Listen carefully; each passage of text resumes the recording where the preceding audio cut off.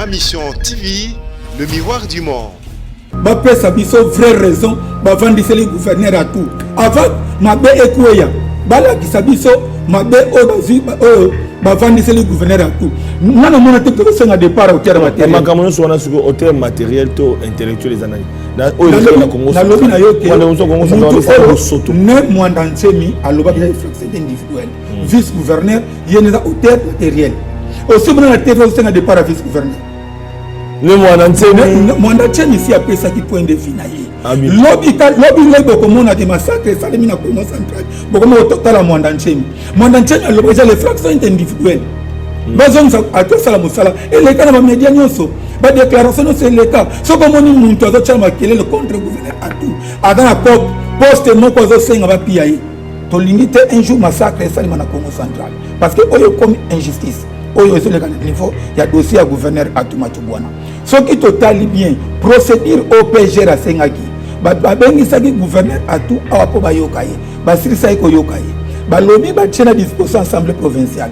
Akeyalinga ke na bureau baboya kota na bureau sinon ko zambongo l'état a corrompre ba député mais élection salima tout ça tondima qui injustice o basala ki que toute première fois na monde na mona ba ko installer muto sala intérim parce que tant gouverneur mbado akufaki muto sala ki intérim gouverneur à tout ba ya ko installer été mais la cause de injustice ya province de Congo central ba ko installer tant ba ya ko installer ba loba ki clairement a ko travailler na bureau na ye a collaboré avec le conseiller, il y a le gouverneur Oyo Akuti. Lelo a commencé na bureau gouverneur et ça l'a bien. Yo quand c'est que na katanga, bazo traiter dossier ngondé ngwana. Ce que ça dit na Kasai, bazo traiter dossier ngondé traiter Congo central. Non, to les non va bandi Congo central bodo bomi on yebino bazo. Non to ko bazo gérer Congo central bien de les choix est clair. Boya bisangai place ni bamona intermédiaire zone nommé. Et puis bon wana azuli yango nanoa parce que tout le monde que province à Congo central et comme la marche pied il y a pas politicien qui noie bazon ko déstabiliser toujours Congo central il faut député provincial na biso Congo central ba interpeller biso ministre AI ministre oyo azo sala intérim d'abord assigner ba chose courante statut ya FCC yango te dirigaka Congo et le dirigaka Congo constitution ba batala bien constitution mboka na biso et lobby ni mais lelo Batouba Koubeng n'a découvert que Kimi estalité dans le Congo central. Oui, d'abord, Kimi a exalté parce que Batouba réclamait toujours le gouverneur de Bangozonga. Le 2, Congo central, le loté Bandigo Sibiri, injustice, après indépendance, intérimaire, gouverneur intérimaire, la province à Congo central. Parce que, intérimaire a connu ça arrêté. Mais comment il faut nommer DG RKC, Nasubasmani. Na arrêté ni ce qui va lingi Congo central et le moins la carte géographique il y a Congo ba yebisa biso parce que oyo comme c'est trop donc Congo central ils ont besoin gérer oui tout ça gérer ba yebisa biso ce qui gouverneur à tout et quelque part na landa ki ba leader mo ba lega ki awa ba loba ki que président Kabila président Sultan a suspendu ki alongola ki ministre wana. Le choix est clair. Dans le gouvernement OLEKI, plus de 60%, dans la première justice à niveau international, le ministre de l'Ongola dit bango. Et tout ça, le président dans une grande institution républicaine, à la première justice à niveau international. Et tout l'Ongola militaire, pourquoi le gouvernement a tout? Il faut déployer des mesures. Constitution violée dans le Congo central, état de droit dans le Congo central, et comme le cas surnom. Alors, l'état de droit dans le Congo central. Ma mission TV, le miroir du monde. Mbote na baimboka balandi émission ya population na lobaka yango parlement babola émission na bino bandeko na ngai o bozana pasi wana na komona ba débrouillard oyo babimaka tongo midi poka pona koluka koteka mwa mai koteka mwa lipa koteka mwa maki maleki nanga pe bandeko na ngai na komona pe bandeko na biso mapinga o bakobundela ekolo bakolala libanda o bakonyoko makana bazamba na bitumba pona kokengela ekolo na komona pe ba infirmier ba médecin na komona balakisi ba enseignant oyo tomoni ba misusu lelo yo bakomi kozwa mwa salaire à bien mais balobi enseignement gratuit mais qu'on a pu moi le côté qu'on a na moi libenga ba bien tes situations ce côté na moi sima kasi bandeko balandi na o etali masolo ya mboka na pokwa lelo to baka ete soki lisapi moko ezoki nzoto mobimba ko sala pasi loboko mobimba ko sala pasi. Situation ya Congo central. Situation ya Congo central. Ekosi la mokolo nini. Soki mwana mboka atuma tubwana akolongwa. Alongwa pe patu bayaki alongwe ba nommer intérimaire to pe ba organiser élection to pe ndenge ni po ete kimé kota kuna. Soki pa okende te to ebaka yango petit. Parce que mikolo zo pusama na yango bande ko balandi na cadre évaluation kaka. To lobi ete segili parce que to solo na makamba Congo central. To bengisi mwana mboka Papi Levi. Oyo atali pe mokambi ya Ningomba oyo sangisi pe baike na Congo central donc G-Codec donc voilà G-Codec mokambi ya G-Codec pona nini kimi ezalité po bande ko balo bakende ko Flavia ba ko benga esengeli kimi to na Congo central au moni biso to ko banda marche ya soutien ba soutien biso marche ya contre mais intérimaire azo sa musana intérimaire azo sa musana to mona kindenge akindaki ko tika ba transformateur pona ko l'accès so bolingo na na bana Congo central mais population musu ba ko kanisa nini émission babola projecteur Congo central pour tout yeba mon amboka Papi Levi bonne santé ça va pas grâce à Dieu très bien par la grâce de Dieu na mikolo le kaka wa la kisi ba mikanda otalisi bana bandeko moni mikana yango yo atu akozonga isengela zonga poete balongola ki ete l'état suspension ezate eloko boko zalité procureur général senga ki ba député kuna ba boyi tout ça atu isengela zonga ko banda musala otala mikanda conseil des ministres d'ailleurs na conseil des ministres kuna batalisa ke kimi ezali nango atu isengela zonga mais lelo yo batu ba ko benga ndeko Flavie ki kimi ezali te na Congo central. Oui, d'abord kimia ezate parce que batu bazo réclamer toujours gouverneur na bango zonga wana le deux Congo central le loté bandiko sibiri ba injustice banda après indépendance ya mboka na biso le soto ke na université awa na Kinshasa tu na date Kasavubu akufa mwana moko université ya Congo ayebi yango te soki botuni date Kimbangu akufa mwana moko te université awa na Kinshasa ayebi yango pona nini voir histoire ya République démocratique du Congo ba changer yango pona koluka ko faiblir peuple ni Congo et yango na lekisko le na télévision pona ko senga na ba député provinciaux na biso ba meka ko ba interpeller mais c'est pas tout pas o azo sala intérimaire gouverneur intérimaire ya province ya Congo central parce que intérimaire akoyi ko sala arrêté mais comment il faut nommer DG RKC na subasima nini na arrêté nini. Donc, ceux qui comprennent bien, actuel gouverneur intérimaire a nommé DG RKC à Congo central. Donc, nous, nous avons un ministre de Finance avec beaucoup de respect. Nous avons notifié parce que arrêté wana et koki ko salema jamais parce que y a intérimaire. Le D, il faut des députés provinciaux ba aider biso ba tunaye. Comment azo voyager na ba conseiller ya gouverneur AI. D'abord, il y a un juge de faux et le D, il y a un détournement. Il y a un bon l'État. Tant que il y a un voyage, il y a une bonne mission, il y a un arrêté. Il faut que les députés provinciaux au Congo central interpeller le ministre et gouverneur AI. Et les choses graves, c'est vrai, il faut poser acte, il y a bien à Mwanda. Mais procédure, il y a un transformateur. Il y a ba facture o asumbeli ba transformateur wana et puis mbongo wana azuli yango nanu wa parce que to monique province ya Congo central et comme la marche pied ya ba politicien kinois bazon ko déstabiliser toujours Congo central. Il faut des députés provinciaux na biso ya Congo central ba interpeller biso ministre AI ministre oyo azo sala intérim d'abord assumer ba chose courante akoy ko nommer comment si faut-il que ministre on il faut nommer et le den azo senga na ministre intérieur. Il faut avoir une disposition bien avant pire et quota, avant pire et quota.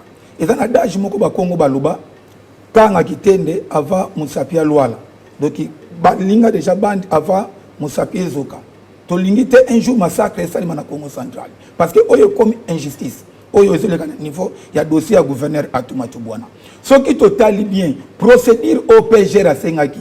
Ba bengi saki gouverneur Atu awapo ba yokaye. Ba sirisa ko yokaye. Balobi ba tchena disposition assemblée provinciale akeyalinga ke na bureau baboya kota na bureau sinon ko zambongo l'état akokorrompre ba député nzamba confondre bango ake na bureau te ba député ba rejeter requête ya PGR sikoyo tozomi tuna parce que bolobi ke mboke commune état de droit bien sûr mais na Congo central ça slogan ce qui est ça c'est vrai état de droit mais PGR a salaki musala na ndenge mobeko mboka ilobi. Pourquoi pas tant PGR va rejeter en ce que va vendre ici le gouverneur à tout na musala nini. Donc tozomi tout na na ba konjo ba to kamba mboka. Ndeko les papiers Lévi donc ceux qui na comprendre bien. Mutumbu dans le Congo central. Oui. Mutumbu dans le Congo central parce que tant que tal ici lobby était gouverneur intérimaire a comme nommé a comme signé ba arrêté. Bon pour changer équipe ya kutaki à tout to peut essayer à travailler en tant qu'intérimaire dans équipe en attendant l'élection salima tout ça. Ton dima qui injustice au basala qui que toute première fois dans monde na mona ba ko installer muto sala intérim parce que tant que gouverneur mbado akufaki muto sala qui intérim gouverneur à tout ba ya ko installer été mais la cause de injustice ya province de Congo central ba ya ko installer tant ba ya ko installer ba loba ki clairement à travailler na bureau na ye à collaborer na ba conseiller ya gouverneur oyo akuti lelo akomo ke na bureau gouverneur a que travailler le kuna mais l'entité za intérimaire et l'aider à fabriquer ba conseiller na ye et bazo ke na ba mission à nommer bango à nommer ceux qui a nommé ou pas na do travailler na ba conseiller na ye baza na ba document o ba lobi ke bazo ke ne mitation bazo ke de mission de service et ba lobi ke ya province azana arrêté pour nous pas une fois bon ça va détournement mais automatiquement il faut ministre intérieur à ça l'effort que l'on la ministre nani gouverneur AI parce que ça la bêtise lorsque président papa Etienne Tshisekedi pendant 35 ans IDPS et Zobunda pour un état de droit mboka oyo et nzamba za malamu le tête de fille muntu azali na sommet à pays na biso aza muntu oyo avandi na papa Etienne Tshisekedi oyo aza docteur en droit et le oyo aza muntu oyo papa Etienne Tshisekedi a formé il a dirigé province na biso il a dirigé mboka na biso Congo et bien est grand ministre intérieur aza militant ya IDPS batu boni ba kufara ba marche pona koluka état de droit ezonga na mboka na biso soki balingi Congo central elongwa na carte géographique ya Congo ba yebisa biso parce que oyo commis c'est trop donc Congo central est alors vous gérer oui tout cas gérer comment ba yebisa biso soki gouverneur a tout et quelque part na landa ki ba leader moko ba lega ki awa ba lobaki ke président Kabila président sortant a suspendu ki alongola ki ministre wana le choix est clair lorsque les ana hauteur matériel na hauteur intellectuel lorsque professeur Luzolo Bambi a corriger a contredire ngai awa justice attaque d'abord un hauteur matériel. Comme ça, le président Kabila à l'époque a frappé qui hôtel matériel. A qui pas qui moi attentat qui ministre, vice-ministre wana. Vous comprenez? Parce qu'on a nyonso wana gouverneur a tout yaye zawak. Nana mona te ko senga départ hôtel matériel. Na makamono so wana suko hôtel matériel to intellectuel les anani. Na oyo na Congo. Na lobi na yoke. Wanda unso Congo sa soto. Ne mwanda nsemi aloba ki fraction individuel. Vice-gouverneur yene hôtel matériel. Au sommet de la TV, c'est un départ à vice-gouverneur. Est-ce que, à ta PGR, pour ça, il faut atteindre la requête pour un vice-gouverneur, non pour un gouverneur. Et puis, quand on a dit vice-gouverneur, à Francan, à Zalaki n'a parqué, banquette, tu as Salaki, et ça, pourquoi on va libérer Mimi Azawad. Vous comprenez? Pour Mimi Azawad. Vice-gouverneur Azawad. Ce qu'on a dit, on se voit, il y a gouverneur à tout Azawad. On a colloqué parce que c'est un ministre intérieur. D'ici jeudi, ceux qui a réalité gouverneur à Congo centralité. Todo cotisé mbongo na matadi, toko matana babis, toko yako, todo na ba famille pe awate. Todo na mbongo futre hôtelité. Toko banda ko lala na bureau ministre intérieur libanda wana. Na ba fana donc jeudi déjà délégation. Ya bilingue matadi. Matadi tozo yako lala na bureau ministre intérieur a réhabilité biso gouverneur. Le D ceux qui te montrent procédure, tous ceux qui sont gouverneur, nandaku na ye, tous ceux qui sont na gouvernorat, tous ceux qui défendent la souveraineté mboka na biso, tous ceux qui défendent la constitution mboka na biso. Oyo nyon tous ça président a prêté serment na constitution mboka. Et comment fait-il constitution dans la violer na parti moko ya Congo et puis parti moko Et ça l'a bien. Yo quand ce qui est na katanga, bazo traiter dossier ngonde ngwana. Ce que ça qui na Kasai, bazo traiter dossier, nous traiter Congo central. Non, to le. Non, bande Congo central, bodo bomi on yebi no bazo. Non, to ko bazo gérer Congo central. Bien le choix est clair. Boya bisangai, place nini ba mona intermédiaire raison nommé. Boya bisanga na mboka nini. Au moins tu vas na télévision et que partout dans le monde, et zo sala Sony na mboka na biso Congo. Plateforme mon côté ko diriger mboka na biso. Mboka na biso censé diriger la constitution, mais ma méthode oyo bazo gérer le Congo central et ça malamu mingi te. Donc alors Congo central bozali na ba député, bozali na ba député na l'Assemblée nationale, bozali na ba sénateur, na l'Assemblée provinciale, bozali na ba député. Pourquoi alors na niveau ya bandeko ba lobeli, ba obino bo voter, bilenge bo voter, bazana ba koloba te ba kotala makambo zali ko kende bongo. On est ka bino bilenge de c'est ba base ne bozo koloba, mais ba ngo bazo loba te ka bino ba base. Non, ba député provincial, c'est ça qui musala na bango. Na solo député mo ka bisinga ke national. A besoin que les autres défendre trop à tout. Oui, parce que nous devons défendre tout, mais nous devons défendre la vérité. Il faut qu'il y ait un député national. Il faut qu'il y ait il faut qu'il y ait un député. Autant que le Congo central, pour payer un carburant, il y a des problèmes. Donc, on a un député national. Donc, s'il vous plaît, nous avons alors, FCC, c'est quoi? Oui, le député national, mais FCC est désavoué qui a tout le départ. On a FCC. Na lobaki singa famille et katanaka et bendanaka te. Ce qui mboka na biso eza diriger la constitution, c'est bon. Mais ce qui va monique constitution, il y a un autre diriger mboka na biso. Eza na statut FCC. Base constitution to pesa ngona bana nguba. Baba na côté que lango, tous les statuts FCC, tous les collatéral. Donc constitution est au-dessus. Il y a parti politique qui va recommander. Membre FCC. Na sala campagne camarade Chadar, na ba propre frère, na la télévision, na zo foot espace na mbongo na moko. Parce que na za kabiliste. Donc tout le bate que mutoya bisanga ite jour mon côté na kena na bureau PPRD na ke luka musala. Na sala ngote. Donc na za kabiliste. Na sala campagne à Chadar na mbongo poche na ngamoko bono traiter chargé de mission camarade kameke ko ebisabino. Donc statut ya FCC ya ngote dirigaka Congo et le dirigaka Congo constitution ba batala bien constitution mboka na biso et lobby nini bato ba fabriquer ki coup pona ko longola gouverneur à tout c'est le conseil na ko pesa bango ba longola main noire bato ba fabriquer ki coup bien à tout na salaki ya non à tout est ku wana zana kishasa awa est à tout ndaki misaki mimi hein ce qui coup habito abima ndenge ni mais c'est ça le problème mais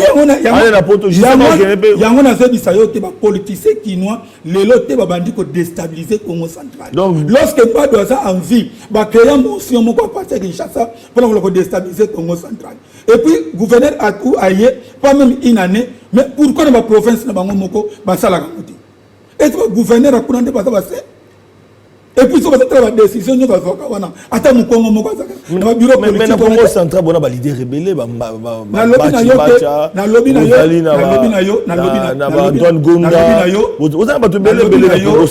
yo. Un mon Congo. Ne mwanda tcheni ici après ça qui point de vue na ye. Lobby le boko mona ke massacre ça le mina Congo central. Boko mo totala mwanda tcheni. Mwanda tcheni a l'objet les fractions individuelles. Bazong à tout ça la musala et les cas na ba média nyonso ba déclaration c'est les cas so comme on muntu azo chama kele le contre gouverneur à tout dans la COP poste moko azo senga ba piaye. Vous comprenez? Yo acharnement mutu ba ndimi dozo siéger makamba famille na bino ata membre mutu moko ya famille na zate lorsque vous avez décision pour le gouverneur à tout mukongo ni na zalaki wana état dossier Congo central et puis comme ça mo gravité pour na nini. Et ça, le gouverneur a tout cas sali makambona. Et puis, à table député provinciaux, batinda dit gouverneur a toi qui est dans la justice. Et il y a un tel long na musala. Na gouvernement au éleki, plus de 60%. Bah dans la première justice na niveau international. Bah ministre va longola di bango. Et tout ça na président na une grande institution républicaine. À la première justice na niveau international. Et tu vas longola immunité na ye. Pourquoi le gouverneur a tout? Il faut déployer des mesures. Bato ba ministre awa bazaki na première justice na poto balongwaki ata ba député batinda di gouverneur à toi qui na justice alina que nous se présenter à sa droit de défense na ye mais du moins azongi comme gouverneur na ta on sala ba enquête et quoi ça fait 2 ans une année 3 ans après voici décision ce que ça condamné après na ko longwa gouverneur mais va tsa ko kosa biso batika ko la alors fait intérimaire en ça musalati durée ni mapesi intérimaire na lobi na yoke dossier Congo information za nango na lobi na yoke na moment toza na mo toza bloqué ba pesa biso vraie raison ba vandise le gouverneur à tout avant mabe ekweya bala kisabiso mabe o ba vandise le gouverneur à tout et puis on lancer appel à monsieur le gouverneur à tout. Monsieur le gouverneur, avec beaucoup de respect, on vendit trop silence. Maintenant, aux élites, si ils sont mingi, aux élites, to limite réagir. Les venus ça Congo central de Goflavio, il bien. To vendi parce que président Félix Azamoutapé et puis président Nabissa FCC, camarade Joseph Kabila Azamoutapé, yango to vendi. Mais ndenge na si émission, na zone mon année monde entier. Na zone mon notable Congo central. Ce qui j'ai dit gouverneur a zonité à Congo central. Bako kanga biso da problème té. Ba fait Tshisekedi ba betama pona ko luka souveraineté mboka oyo. Et biso to zonga poto betama ba boma biso na ministère ali banda ministère intérieur to zona peso ba zonga sa gouverneur na biso. C'est le conseil na ko pesa na bato wa mataki ku pona ko déstabiliser Congo central. Ba luka ba zonga sa gouverneur à tout. Ba créer ce deuxième coup mais ba préparer ngo bien. Pour le départ à gouverneur à tout. Soit, il y a un ballon à bétail en bien. Soit, il y a un bien de puis, il y a une salité. Attaque tout le monde. Bazomon a Keza et eux, comme la Kamoussous. Avant de gouverneur à tout, n'a problème. Babengi, avant d'amouter, pendant la première justice. Il y a 30 jours. Dans 30 jours, on a trouvé solution. Loi et lobby, ceux qui gouverneur à quoi, après 30 jours, il y a un Zoloba. Le l'homme tout passe à combien de jours? Il y a une solution pour le Congo central, constitution est sous sacrété. Constitution est violée dans le Congo central. État de droit dans le Congo central et comme le cas surnom. Alors, solution. État de droit dans le Congo central. Solution de cette to sengi na ministre intérieur avec beaucoup de respect aux Moutouazan école, il y a Kondo et Tshisekedi. État de droit. État de droit. Le peuple d'abord. Peuple d'abord. Tosengi na président de la République. État de droit, peuple d'abord. Peuple d'abord. Donc on se dit l'état de droit, peuple d'abord. Si comme biso peuple. To lobby que c'est vrai que c'est nos bases. Biso base, c'est vrai comme ma base la dit. Mais comme tel que écriture et mboka na biso. Constitution mboka na biso et protéger loko wana. Et fini qui et protéger le gouverneur. Donc d'où l'entretemps, il faut laisser koto yebake. Bazong c'est la biso gouverneur parce que ça protéger la constitution. Na pièce exemple, il y a batu oyo bazo diriger, bazaki na problème na justice. Ba longola bango ba suspendre bango ministre te, ba sirisa mandat na bango. To bona ki sous président mo institution awa, ba interpeller ki na justice internationale. Ba longola immunité na yete a longo be présidenté. Azo siéger ti lelo oyo. Pourquoi kaka gouverneur à tout? Il faut deux poids deux mesures. Président Félix Tshisekedi, oyebi pas ses alliés, sautant aux acquis en opposition. Au monde ma caméra na Congo central, motema ne ko zalandenge ni. Parce que on a bunda pour état de droit. Ministre intérieur, tant aux acquis en opposition, bozo gérer te. Bo banda ko bunda pour biloko oyo, ba injustice oyo. Lelo boza na musala de oyo. Injustice le la solution. Une de solution. Na lo on a déclaré mboka dans état de droit. Le lorsque bino boza nango.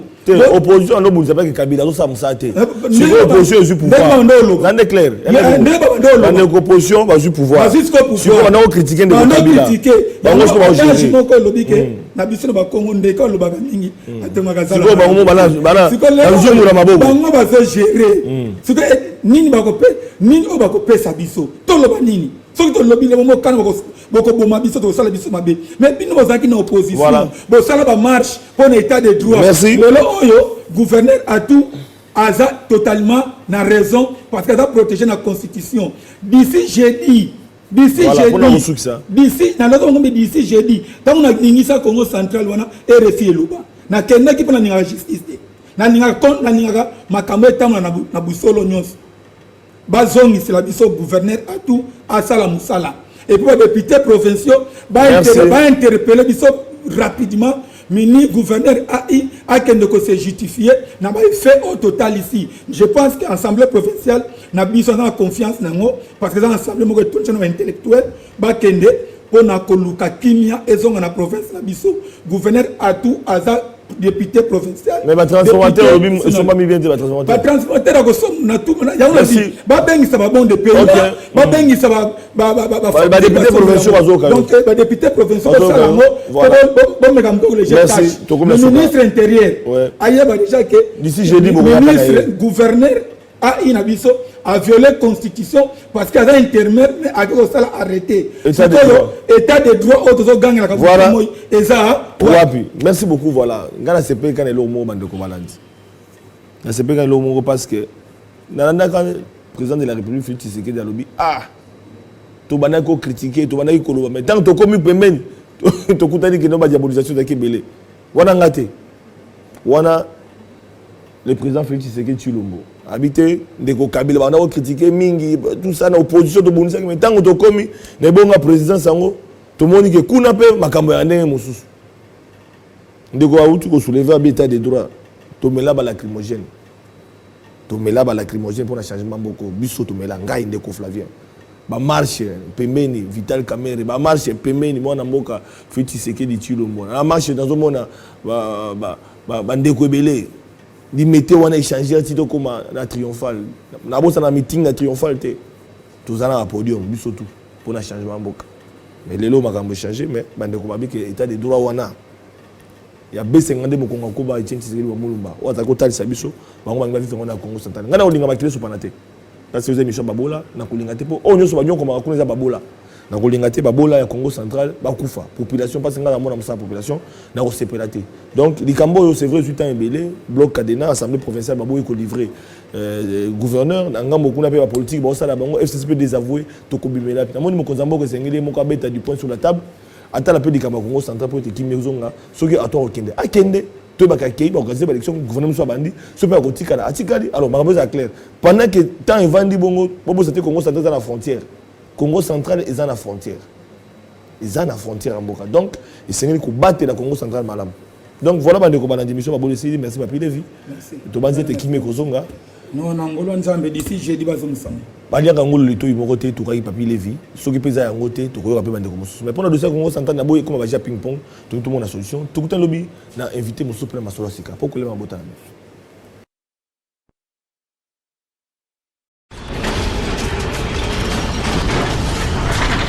Ma mission TV, le miroir du monde.